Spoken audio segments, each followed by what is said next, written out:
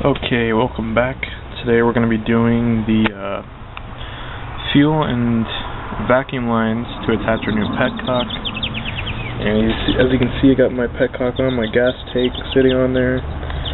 But we got to do a little bit of modification. You're going to need some things for this today. You might need some new fuel tubing.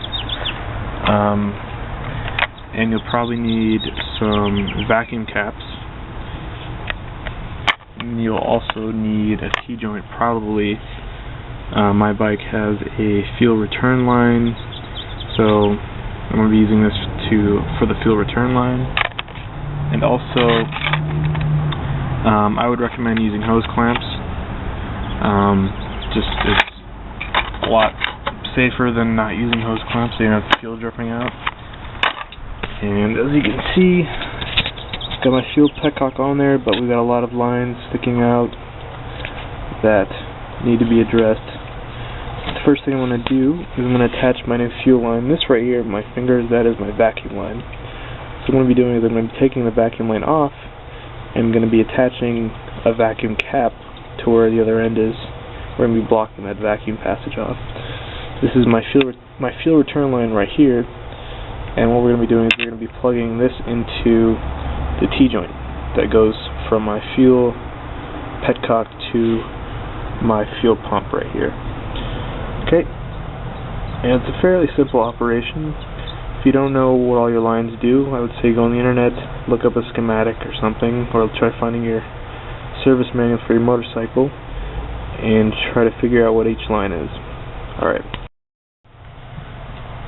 Okay, if you're like me and your tubing was attached by these little zip ties here, what you can do is you can just lodge an X-Acto knife in there with enough pressure. You should be able to break the zip tie. Would not recommend using zip ties again because you're just going to have the same problem. So definitely when you go ahead and put your new hoses on, minus the vacuum hose because you're not going to be using that anymore, go ahead and use some hose clamps so you can take them off easily. And just be careful not to cut yourself. Alright, one more thing you need to look for if you get a T-joint like this, which is meant to be cut to whatever specification you need, what you need to make sure is that when you cut the material off, you got to make sure that you have the correct tube width that you need, because if you don't cut enough off, you're not going to get enough passage or enough opening. And I would recommend using a hacksaw. I tried using an X-Acto blade, however, it's a bit slower and it's a bit more dangerous. So go ahead and try using that, and just make sure once you get it cut down that the tube is as open as it needs to be. Alright, so you got your fuel linkage all hooked up.